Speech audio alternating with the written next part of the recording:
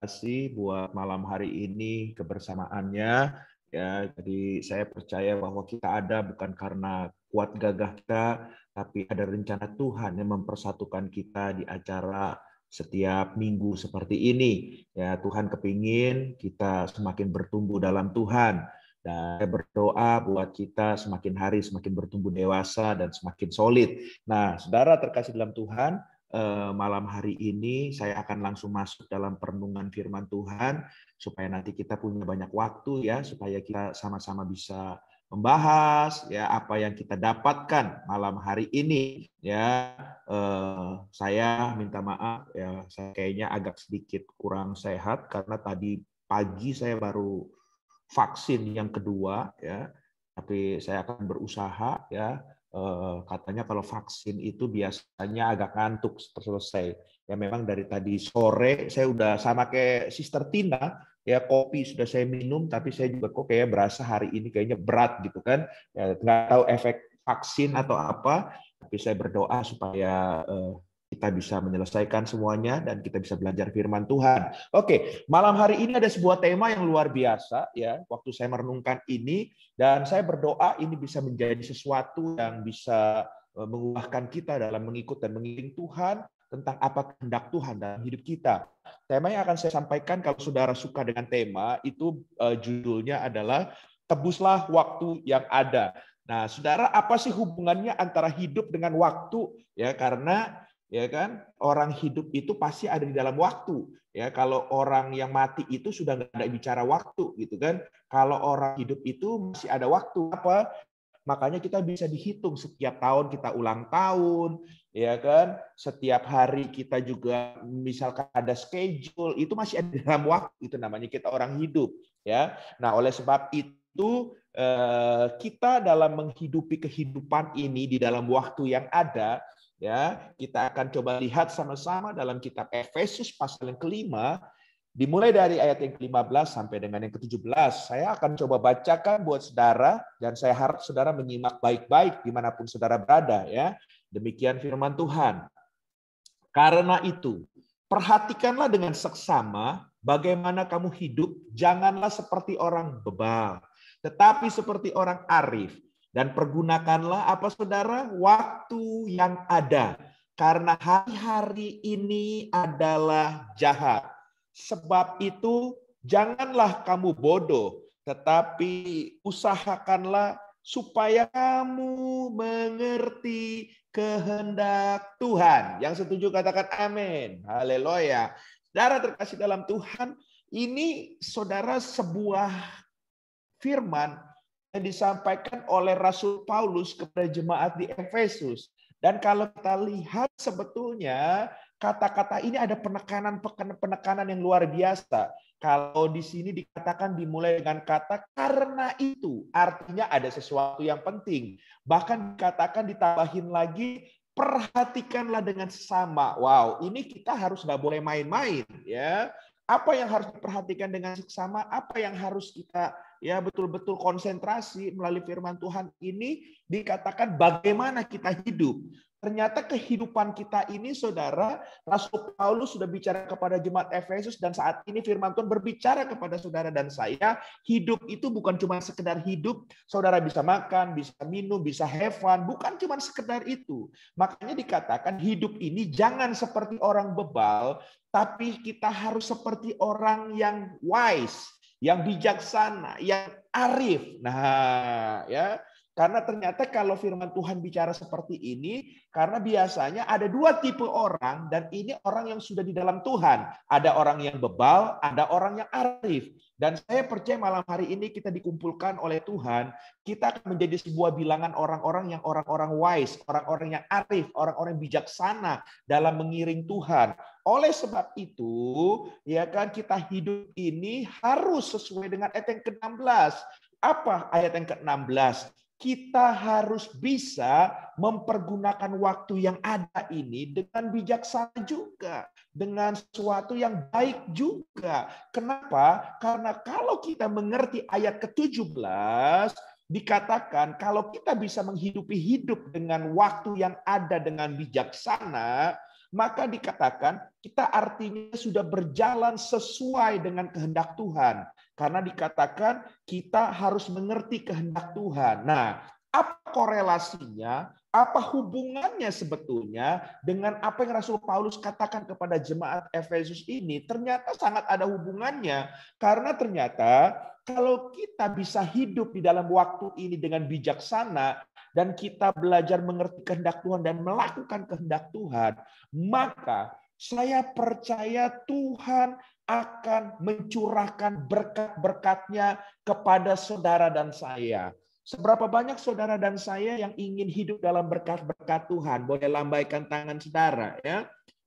Saya percaya kita semua ingin hidup dalam berkat-berkat Tuhan. Nah, oleh sebab itu saudara terkasih dalam Tuhan, kita akan belajar terlebih dahulu ya bahwa sebetulnya memang betul kalau kita bisa hidup dengan waktunya Tuhan dan dengan bijaksana, kita akan meraih banyak berkat Tuhan. Karena sebetulnya Tuhan sudah menyediakan berkat kepada kita semua, ya. Coba kita lihat ayatnya, bahkan di sini dikatakan berkat Tuhan itu bukan cuma bicara buat anak Tuhan, tapi ada berkat konvensional, ada berkat untuk semua orang, ya. Dalam Kisah Para Rasul pasal yang ke-14, ayat ke-16 sampai dengan yang ke-17 dikatakan begini. Dalam zaman yang lampau, Allah membiarkan semua bangsa menuruti jalannya masing-masing. Tapi perhatikan ayat yang ke-17. Namun, ia bukan tidak menyatakan dirinya dengan berbagai-bagai kebajikan. Yaitu, perhatikan, dengan hujan dari langit dan dengan memberikan musim-musim subur. Bagi siapa? Bagi kamu, bagi saudara dan saya, bagi Bro Wahyu, bagi Bro Oki, bagi Sis Desi, bagi Sis Linda, bagi Sis Rianti, bagi kita semua. Dan dikatakan apa? Ya kan? Ia memuaskan hati kita semua dengan apa saudara? Makanan dan kegembiraan. Orang itu cari makanan hari ini. Makanya kita punya uang sedikit, kita have fun-nya makanan. Apalagi hari-hari ini orang yang mengurangi traveling. Biasanya kalau orang pengen have fun, traveling. Ada yang hobi traveling. Saya dan istri kebetulan punya hobi yang sama. Kita juga hobi traveling. Tapi 1 tahun ini setelah pandemi kita tahan itu. Nah, tapi ada sesuatu yang kita alihkan. Apa? Ya salah satunya ya hiburan kita ya makan. Dan ini adalah hiburan akhir zaman ini. Makan dan kegembiraan. Kita semua berlomba-lomba ingin mengejar kegembiraan. Berlomba-lomba ingin mengejar hidup yang penuh sukacita. Nah, ini berkat Tuhan yang Tuhan janjikan kepada semua umat manusia. Akan ada makanan dan ada kegembiraan. Tapi lebih jauh dari itu, kalau kita bicara berkat Tuhan, ya ternyata saudara terkasih dalam Tuhan, kita akan melihat ternyata berkat Tuhan itu diklarifikasikan ada 2 hal. Apa berkat Tuhan yang Tuhan klarifikasikan ada 2 hal. Saya lompat saja saudara terkasih dalam Tuhan ke slide 7. Yang pertama, berkat Tuhan itu berkat secara jasmani. Katakan sama-sama jasmani, ya. Dalam Kisah Para Rasul pasal ke-14 ayat yang ke-17. Saya ulang sekali lagi tadi ayat yang sudah kita baca. Namun ia bukan tidak menyatakan dirinya dengan berbagai-bagai kebajikan, yaitu dengan menurunkan hujan dari langit dan dengan memberikan musim-musim subur bagi kamu. Ia memuaskan hatimu dengan makanan dan kegembiraan. Ini bicara sebetulnya berkat yang pertama yang Tuhan kasih buat kita itu adalah berkat secara jasmani untuk kita nikmatin. Jadi kita nggak salah kalau kita sudah bekerja, ya kita sudah capek-capek, dan kita ingin menikmati kebaikan Tuhan dengan apa yang kita terima. Nggak salah, saudara, selama kita menikmatinya dengan cara yang benar. Jadi nggak salah, ya. Tapi ada berkat yang kedua, Tuhan juga sediakan. Nah, ini yang agak sedikit membedakan. Kalau berkat jasmani masih bisa ke semua orang, ya bahkan bukan anak Tuhan pun akan menerima itu. Makanya kita seringkali ngomong, dia bukan anak Tuhan kok hidupnya senang ya. Dia bukan anak Tuhan kok dia hidupnya kaya ya. Kok sukses ya secara usahanya. Ya itu karena ada berkat secara konvensional. Tapi ya ada berkat secara ya khusus. Ini cuma buat anak Tuhan, ya. Makanya kita lihat dalam Keluaran pasal 23 ayat yang ke-25. Dikatakan begini, tetapi kamu harus beribadah kepada Tuhan Allahmu. Artinya, ini berkat kepada orang yang mengiring Tuhan saja, yang ikut Tuhan sungguh-sungguh. Ya, dikatakan waktu orang ini sungguh-sungguh jadi anak Tuhan, jadi pelayan Tuhan, dikatakan apa? Maka ia akan memberkati roti makananmu dan air minumanmu, dan aku akan menjauhkan penyakit dari tengah-tengahmu. Ini bicara, ini adalah berkat rohani yang Tuhan siapkan buat kita, orang percaya. Percaya kepada siapa? Percaya kepada Tuhan kita yang hidup, percaya kepada Yesus Kristus. Bahkan kalau lebih jauh lagi, kalau saudara mau lihat ya, ada satu ayat lagi yang bicara soal berkat rohani. Efesus pasal yang pertama ayat yang ketiga ya. Efesus pasal yang pertama ayat yang ketiga. Di sini dikatakan begini, terpujilah Allah dan Bapa Tuhan kita Yesus Kristus, yang dalam Kristus telah apa saudara mengaruniakan kepada kita apa saudara segala berkat rohani di dalam sorga. Jadi sekalipun kita ada di dunia, berkat rohani yang dari sorga itu dicurahkan kepada kita.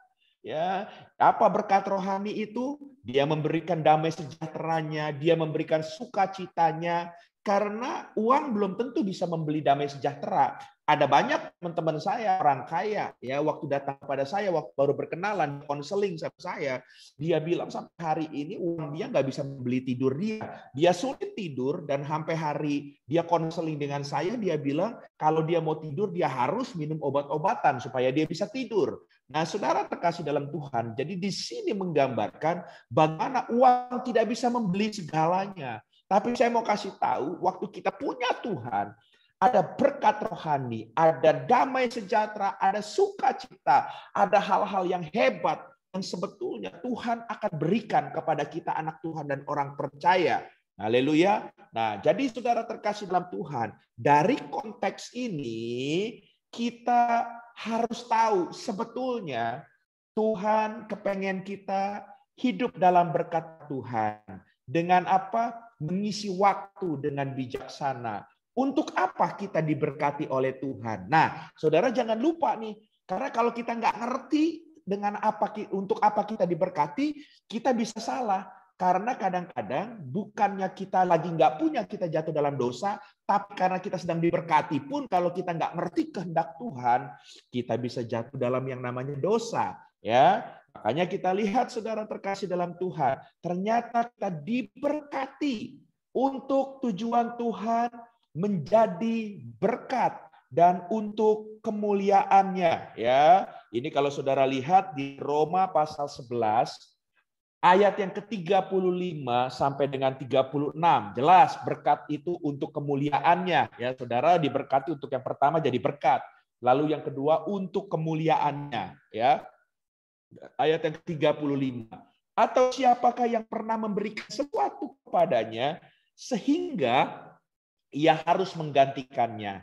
Perhatikan ya, ke-36 ini jawabannya. Sebab segala sesuatu, apa saudara? Adalah dari Dia. Apa yang dari Dia? Semua, yaitu berkat. Ya, berkat jasmanikah, berkat rohani itu dari Dia sumbernya. Lalu dan oleh Dia, ya. Jadi dari Dia, oleh Dia, bahkan dikatakan dan kepada Dia. Jadi apa yang kita terima dari Dia, oleh karena Dia sayang sama kita, tapi kita harus kembalikan lagi kepada Dia. Ya, dikatakan ditutup dengan kata bagi Dialah kemuliaan sampai selama-lamanya. Wow, keren sekali saudara. Ya, jadi ini kehendak Tuhan buat kita semua. Kita diberkati untuk jadi berkat dan untuk kita kembalikan buat hormat kemuliaan bagi nama Tuhan. Kalau saya boleh definisikan secara gampang, sebetulnya ya Tuhan itu waktu mempercayakan kita dengan berkat, sama saja Tuhan sedang menginvestasikan ya sesuatu sama kita. Tuhan karena percaya sama kita, Tuhan menginvestasikan sesuatu sama kita. Ya, contoh, mungkin dia menginvestasikan kalau kita biasa pengusaha dikasih modal gitu ya. Tuhan menginvestasikan modalnya kepada kita supaya apa? Supaya kita kembangkan, supaya apa? Buat hormat kemuliaan bagi nama Tuhan. supaya nama Tuhan itu diagungkan melalui apa yang dia investasikan dalam hidup kita. Makanya saudara dikasih karunia, dikasih talenta, dikasih hikmat, itu bukan untuk saudara gagah-gagahan, tapi semuanya itu berupa investasi Tuhan, supaya nama Tuhan semakin ditinggikan, supaya nama Tuhan semakin dipermuliakan. Nah, pertanyaannya begini, saudara. Banyak kita kalau bicara menerima investasi, ada yang kita, saudara, investasi itu kita lipat gandakan sehingga hormat kemuliaan bagi nama Tuhan. Tapi ternyata manusia itu punya kebiasaan buruk. Ada juga waktu orang menerima sesuatu, bukannya saudara, ya dia melakukan kehendak Tuhan, dia investasikan untuk hal-hal yang luar biasa. Tapi saudara, ya kalau dia nggak berhati-hati, dia terima sesuatu itu, dia mau cepat, dia mau gampang, dia males, tapi dia kepengen hidup enak. Akhirnya apa? Yang diinvestasikan itu, yang harus akhirnya dipertanggungjawabkan, tapi nggak bisa bertanggung jawab. Tapi kalau istilahnya dipinjemin surat sertifikat rumah, saudara kita bisa tergiur karena mau cepat dapat uangnya. Kita gadaikan. Wow, saudara. Dan ini saudara terkasih dalam Tuhan, ya ini yang terjadi banyak sekali anak Tuhan. Ya, banyak sekali anak Tuhan itu terlibat dalam soal gadai menggadai. Ya, pertanyaannya sekarang begini, berapa banyak waktu yang sudah kita gadaikan demi mengejar harta, kedudukan, popularitas, dan kesenangan dunia? Ini jadi bahan perenungan kita sama-sama. Karena investasi ini sebetulnya buat kemuliaan bagi nama Tuhan. Tapi karena kedagingan kita ini, ya seringkali kita lupa, kita gadaikan apa yang Tuhan percayakan, cuman buat mengejar harta, kedudukan, popularitas, dan kesenangan dunia. Waduh, saudara, kalau sudah sampai di sini, saudara terkasih dalam Tuhan, kita akan melihat bahwa ini bukan seperti kehendak Tuhan. Dan kalau yang namanya saudara mengerti, namanya sudah masuk dalam pegadaian. Saudara terkasih dalam Tuhan, yang namanya pegadaian itu, kalau sampai apa yang kita gadaikan itu tidak ditebus, saudara terkasih, ya ini akan bicara kalau tidak ditebus, seseorang akan kehilangan harta miliknya itu dalam kurun waktu yang sudah disepakati. Ya, jadi barang apapun saudara taruh di pegadaian, itu bukan artinya saudara ya sekali taruh itu jadi milik kita. No. Tapi ada estimasi waktu yang sudah disepakatin. Saudara nggak tebus itu hilang. Ya, apa yang menjadi sesuatu artinya saudara punya sebetulnya itu adalah aset saudara.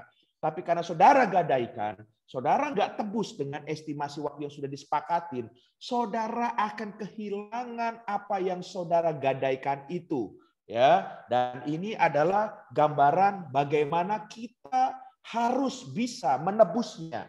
Ya. Kalau dalam bahasa Kamus Besar Bahasa Indonesia, arti kata tebus itu membayar sejumlah uang untuk kembali memiliki barang yang sudah digadaikan. Oleh sebab itu satu kata kunci, bagaimana saudara bisa mengembalikan apa yang saudara sudah tebus, yaitu kita harus menebusnya, ya yang sudah digadaikan. Ya kita harus tebus. Ya kita akan lihat sama-sama. Kalau kita nggak bisa menebusnya, maka kita akan kehilangan apapun juga, termasuk investasi yang Tuhan percayakan kepada kita. Kita akan kehilangan waktu kita akan hilang sukacita kita, kehilangan damai sejahtera kita, kehilangan rencana Tuhan dalam hidup kita. Padahal Tuhan punya rencana buat saudara dan saya. Rencananya apa? Nggak ada yang tahu. Saya hari ini jadi hamba Tuhan, saya juga nggak tahu. Saya nggak pernah mimpi Tuhan akan pakai saya sebagai hamba Tuhan. Berarti kan itu adalah rencana Tuhan dalam hidup saya. Kalau saya main-main, mungkin saya nggak akan jadi hamba Tuhan lagi. Haleluya. Ya, saya mungkin bisa gadaikan kepercayaan Tuhan ini. Dengan saya nggak mau hidup benar, saya nggak bisa jaga kekudusan, itu bisa terjadi. Nah, Alkitab ya memberikan kita contoh orang-orang yang bisa kehilangan berkat Tuhan. Nah, coba kita mengaca bercermin kepada diri kita. Apakah kita masuk dua bilangan ini, orang ini? Ya, karena orang-orang ini kehilangan berkat yang Tuhan sebetulnya sediakan buat orang tersebut. Yang pertama adalah orang kaya yang bodoh. Nanti saudara bisa baca ayatnya, saudara bisa foto, ya nanti saudara bisa baca ayatnya Lukas 12 ayat yang ke-13 sampai dengan yang ke-30. Ya, ini bicara soal tentang seseorang kaya yang bodoh ini yang terus menggadaikan apa yang dia punya. Bukan dia lipat gandakan, tapi dia menggadaikannya, ya. Cuman buat kesenangannya, saudara terkasih dalam Tuhan. Akhirnya orang kaya ini cuma mikir gadai, tapi dia nggak mau berusaha, bekerja, melipat gandakan. Akhirnya orang seperti ini kehilangan segala sesuatunya. Ya, lalu tipe orang yang kedua, yang kehilangan segalanya adalah orang yang hanya peduli sama rumah sendiri, sama masalah sendiri, sama kepentingan sendiri, tapi bukan apa yang menjadi kepentingan Tuhan, apa yang menjadi rumah Tuhan, apa yang menjadi kehendak Tuhan. Dia nggak peduli. Yang dia fokus cuma saya, dan saya. Dia nggak mau peduli dengan apa yang menjadi apa maunya Tuhan. Kalau kita sekarang kan bukan maunya kita lagi, tapi apa maunya Tuhan. Ya, tapi dia orang-orang seperti ini apa maunya kita. Dan saya percaya kalau kita semua punya sikap hati dalam grup ini, kita selalu berpikir maunya Tuhan. Saya percaya tidak akan pernah terjadi perselisihan, dan grup ini akan penuh damai sejahtera, akan penuh sukacita. Kenapa? Karena bukan maunya saya lagi, tapi semuanya maunya Tuhan. Kalau semua bisa menyelami hati Tuhan dan semuanya maunya Tuhan, saya percaya kita akan punya fokus yang sama. Cuman Tuhan yang kita kejar. Haleluya. Ya, bukannya egonya kita lagi. Coba kita lihat sama-sama dalam kitab Hagai, pasal yang pertama, ayat yang kedua sampai dengan yang keenam. Demikian firman Tuhan, beginilah firman Tuhan semesta alam. Bangsa ini berkata sekarang belum tiba waktunya untuk membangun kembali rumah Tuhan. Maka datanglah firman Tuhan dengan perantaraan Nabi Hagai. Bunyinya, apakah sudah tiba waktunya bagi kamu untuk mendiami rumah-rumahmu yang dipapani dengan baik, sedang rumah ini tetap menjadi reruntuhan. Oleh sebab itu, beginilah firman Tuhan Allah semesta alam. Perhatikan keadaanmu. Kamu menabur banyak, tetapi membawa pulang hasil sedikit. Kamu makan, tetapi tidak sampai kenyang. Kamu minum, tetapi tidak sampai puas. Kamu berpakaian, tetapi badanmu tidak sampai panas. Dan orang yang bekerja untuk upah, dia bekerja untuk upah yang ditaruh dalam pundi-pundi yang berlubang. Wah, makanya bocor terus, saudara. Ya, dia nggak pernah mencapai kemaksimalan dalam hidup ini. Kenapa? Karena fokusnya dia kepada diri sendiri, bukan mau buat dikembalikan kepada Tuhan. Bisa menikmati? Bisa. Tapi seharusnya bisa menikmati lebih daripada apa yang dia alami. Kenapa? Karena Tuhan akan memberikan lebih lagi sukacita, damai sejahtera, kebahagiaan. Ya, tapi karena ada sesuatu hal seperti ada kebocoran dalam apa yang dia miliki. Cuman karena dia menomorsatukan dirinya lagi. Hobinya, keinginannya semuanya bukan menomorsatukan Tuhan. Ya, saya berdoa setiap kita ini, saya percaya kita semua punya hobi. Kita punya kesenangan, kita punya kebiasaan. Tapi hari ini setelah mengiring Tuhan, kita harus belajar seperti Rasul Paulus bahwa dia katakan semuanya itu adalah sampah. Dia mulai memposisikan diri, dia mengenolkan diri lagi di hadapan Tuhan, dan dia mau berjalan setelah dari titik nol itu apa yang menjadi rencana Tuhan, bukan apa lagi yang menjadi kesenangan dia. Dan saya percaya Tuhan pakai Rasul Paulus secara luar biasa, dan Tuhan juga akan pakai kita secara luar biasa. Haleluya. Ya, oke. Ada beberapa orang yang cuma fokus kepada dirinya sendiri, maka akhirnya kalau kita lihat ya, kalau kita lihat contoh-contoh ini, akhir hidupnya seperti apa kita tahu semua. Contoh, Yudas Iskariot. Dia jual Yesus demi uang. Dia egonya dia doang, saudara. Tapi akhirnya dia nggak menikmati kan. Dia mati, saudara. Dia bunuh diri. Ya, dia mati. Ya, dia lompat. Kalau saudara ke Israel, saudara biasanya dikasih tahu tempatnya itu di mana dia bunuh diri di situ. Ya, saya melihat waktu saya dibawa ke Israel ke tempat tersebut. Ya, lalu Esau. Karena dia fokusnya diri dia sendiri, dia menukar hak kesulungannya, berbicara tentang keselamatan, ya demi cuma semangkok kacang merah. Akhirnya saudara tahu juga kehidupannya Ishak. Ya, bahkan jemaat di Laodikia, merasa telah memiliki segalanya, tapi di mata Tuhan sebetulnya mereka melarat, malang, miskin, buta, dan telanjang. Nanti saudara bisa lihat ayat di Wahyu pasal 3 ayat 17. Ya, kenapa seperti itu? Karena mereka memiliki kekayaan atau berkat rohani, ya, tapi mereka tidak melakukan apa yang jadi kehendak Tuhan. Mereka mulai melenceng untuk kesenangan diri pribadi mereka. Ya, oleh sebab itu saya mau kasih tahu sama teman-teman ya bahwa kesempatan masih diberikan, tetapi waktunya masih terbatas. Hari ini tebuslah segala apapun kesalahan saudara ya dalam hidup ini sehingga hidup saudara untuk mencapai maksimal lagi. Jangan sampai ada yang bolong. Kalau ditanya, bro, udah terlanjur, gue udah terlalu jauh nih, jauh. Bisa emangnya mengembalikan waktu ini supaya gue bisa menikmati berkat Tuhan. Ya, Matius pasal 12 ayat yang ke-20 dikatakan begini. Bulu yang patah terkulai tidak akan diputuskannya, dan sumbu yang pudar nyalanya tidak akan dipadamkannya sampai ia menjadikan hukum itu menang. Wow, haleluya. Jadi artinya di dalam Tuhan, selama saudara mau bertobat, selalu ada kesempatan selama kita masih bernafas. Jadi nggak ada kata terlambat, tinggal saya mau kasih tahu sama saudara, mau atau tidak. Sekali lagi saya ulang, ya, karena kesempatan itu masih diberikan kepada saudara. Tapi waktunya masih amat terbatas, karena sekarang kita sudah ada di akhir-akhir zaman. Jadi ambillah cepat sikap kalau saudara memang mau berubah. Saudara mau melakukan dan mengisi waktu saudara untuk hal-hal yang sesuai dengan rencana Tuhan. Bagaimana caranya? Ya, saya akan secara cepat memberikan gambarannya. Yang pertama, kita menebus waktu yang sempat hilang karena kesalahan kita tersebut, ya, dengan hal-hal yang karena kita kejar jabatan, kesenangan dan lain sebagainya, whatever. Tapi hari ini kita mau tebus waktu itu untuk kita kembali lagi di waktunya Tuhan dan kita menikmati segala janji Tuhan. Dengan yang pertama, carilah Tuhan sungguh-sungguh dan hidup dalam kebenarannya. Wow, haleluya, haleluya. Ya, Matius pasal 6 ayat 33, saudara hafalin ya kalau belum hafal karena ini ayat emas ya. Dikatakan tetapi carilah dahulu kerajaan Allah dan kebenarannya, maka semuanya itu akan ditambahkan kepadamu. Ya, dan 1 Petrus pasal 4 ayat 1 sampai 3 nanti kita juga lihat bagaimana kita harus hidup sesuai kehendak Tuhan ya. Tapi ini saya rasa sesuatu yang penting. Saya akan baca ya buat saudara ya.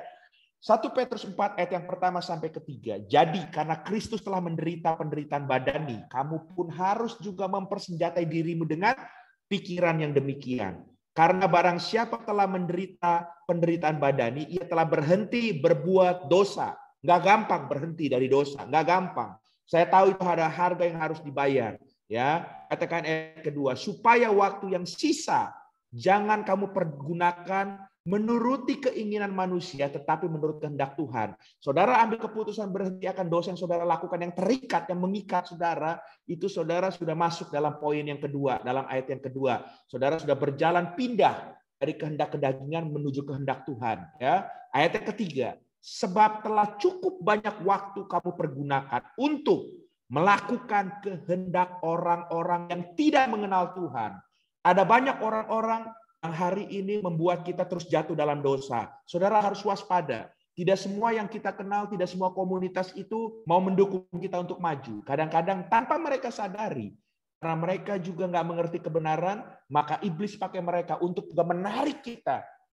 Selalu kita jatuh dan jatuh dan jatuh dalam dosa. Ya, dikatakan kamu telah hidup dalam rupa-rupa hawa nafsu. Dosa itu karena ada hawa nafsu. Ya, hawa nafsu seperti apa? Ada keinginan. Ada kemabukan, ya, pesta pora, setiap waktu pengennya pesta pora terus, saudara ya, perjamuan minum dan penyembahan berhala yang terlarang. Wow, ini hal-hal yang membuat saudara akhirnya bukan semakin dekat kepada Tuhan, tapi semakin saudara jauh dari Tuhan.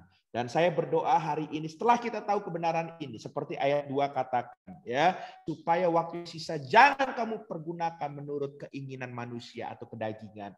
Saudara sadari, berbalik, cari Tuhan dan firman-Nya. Karena waktu saudara cari Tuhan dan firman-Nya, ya, Tuhan akan memulihkan seluruh keadaan saudara. Ya, dikatakan Amos pasal 8 ayat 11 sampai 12, sesungguhnya waktunya akan datang. Jadi Jangan saudara pikir, gue masih muda, masih umur segini, nanti aja lah. Itu mah novit aja memang yang sudah memilih jalan hidup seperti ini. Kita mah nikmatin dulu. Hati-hati loh. Amos 8 ayat 11 sampai 12. Sesungguhnya waktu akan datang. Gak ada yang tahu waktu Tuhan kapan.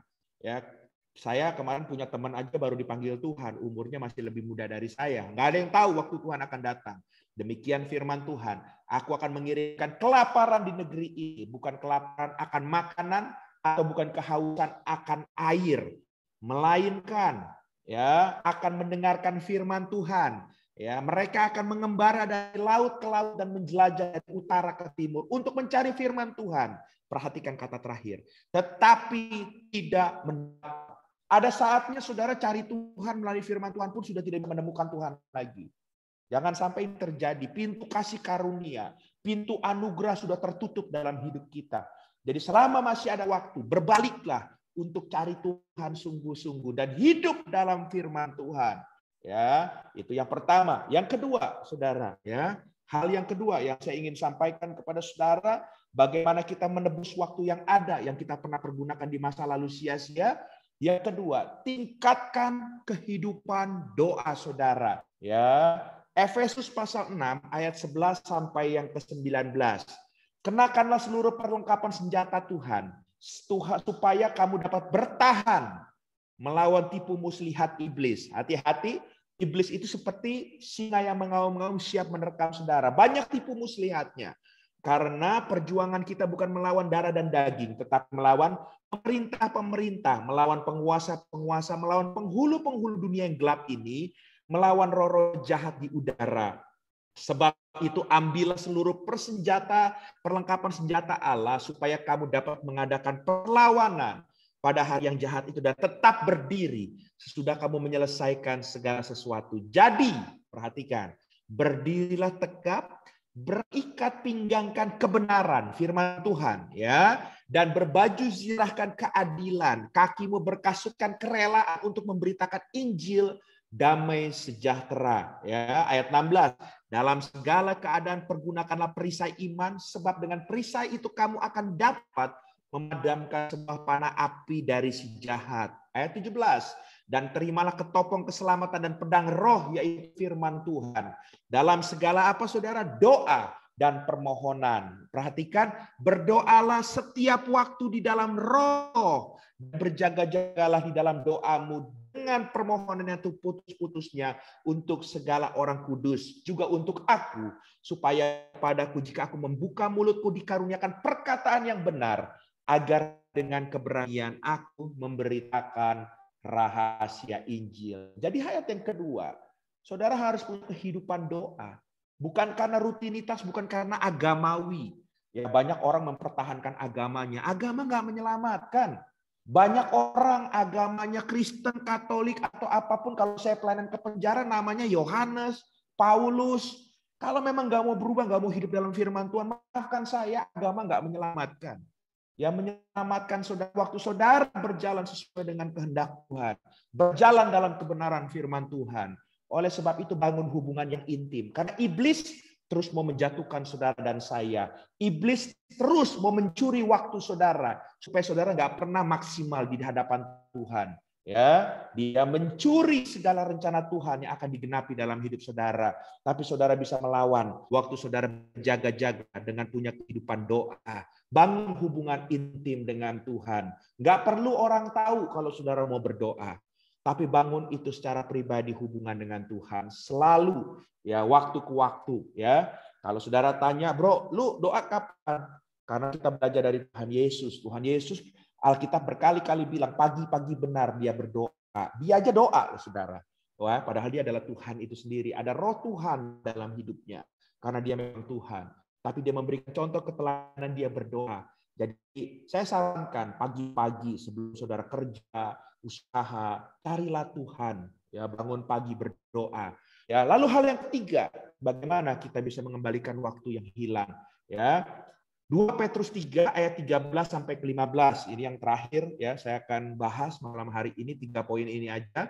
Tetapi sesuai dengan janjinya kita menantikan langit yang baru dan bumi yang baru di mana terdapat kebenaran. Ayat 14, sebab itu saudara-saudaraku yang kekasih, sambil menantikan semuanya ini kamu harus berusaha supaya kamu kedapatan tak bercacat dan tak bernoda di hadapannya dalam perdamaian dengan Dia. Anggaplah kesabaran Tuhan kita sebagai kesempatan bagimu untuk oleh keselamatan. Seperti juga Paulus, saudara kita yang kekasih, telah menuliskan kepadamu menurut hikmat yang dikaruniakan kepadanya. Jadi hal yang ketiga, supaya waktu yang terhilang itu kembali, saudara harus mulai perbaiki hidup saudara dengan hiduplah dalam kekudusan. Ya, orang yang masih dalam belenggu dosa tidak akan pernah setuju dengan hal ini, karena mereka akan bilang kamu munafik, kamu so suci, mana mungkin masih hidup di dunia ini melakukan hal-hal seperti ini. Ya terserah, tapi ini yang firman Tuhan katakan. Kita mau pilih mana, itu pilihan kita. Tapi kalau saya memilih apa yang menjadi kehendak Tuhan, saya percaya tidak mungkin Tuhan menuliskan firman-Nya ini kalau kita tidak mampu. Kenapa? Karena di dalam kita ada Roh Kudus yang akan memampukan kita. Dimulai dari kita mau dulu hidup kudus. Waktu kita memulai hidup kudus, Tuhan akan memampukan kita untuk kita berjalan dalam kekudusannya. Ya, kenapa seperti itu? Saya akan cuma menutup 3 poin ini. Ya, karena kalau kita nggak mau berubah, buat Timotius 3 ayat yang pertama sampai kelima, intinya hari-hari ini semakin jahat. Kalau saudara nggak sadar, saudara akan semakin terbawa arus dunia. Oleh sebab itu, tebuslah waktumu. Apa yang pernah hilang dalam hidupmu, tebuslah itu. Saudara, kalau bicara nakal, kita nggak adalah yang mau sok-sokan di sini. Tapi kalau bicara nakal, kita pernah punya masa lalu nakal semua. Tapi itu bukan kebanggaan. Ya, biarlah kita tebus kehilangan itu dengan hal-hal yang bagus yang kita bisa banggakan, yang bukan cuma buat kebanggaan kita, tapi bisa menyenangkan hati Tuhan. Tebuslah apa yang pernah hilang dalam hidupmu, yang kamu sibuk dengan urusan kamu sendiri, bukan urusan Tuhan. Tapi saat ini berbaliklah untuk masuk dalam rencana Tuhan. Mari kita bersatu dalam doa. Bapa, kami bersyukur buat kebaikan kemurahan Tuhan. Hamba-Mu sudah selesai menyampaikan firman Tuhan. Engkau memberkati kami semua dengan firman ini. Dan biarlah kalau kami pernah teledor dengan kehidupan masa lalu kami, bahkan sampai hari ini, ada banyak hal yang terhilang. Ya, waktu itu terhilang dengan sia-sia dalam hidup kami. Tapi hari ini kami mau berbalik, Roh Kudus yang menyadarkan kami melalui firman Tuhan, sehingga kami hari ini mau mengejar ketertinggalan kami. Kami mau raih waktu ini supaya hidup kami masuk dalam destiny yang sesungguhnya. Terpujilah nama-Mu Tuhan. Dalam nama Yesus, kita semua telah diberkati. Sama-sama kita katakan, amin. Haleluya. Oke, puji nama Tuhan. Saudara, saya mendengar firman Tuhan malam hari ini. Ya, saya menyapa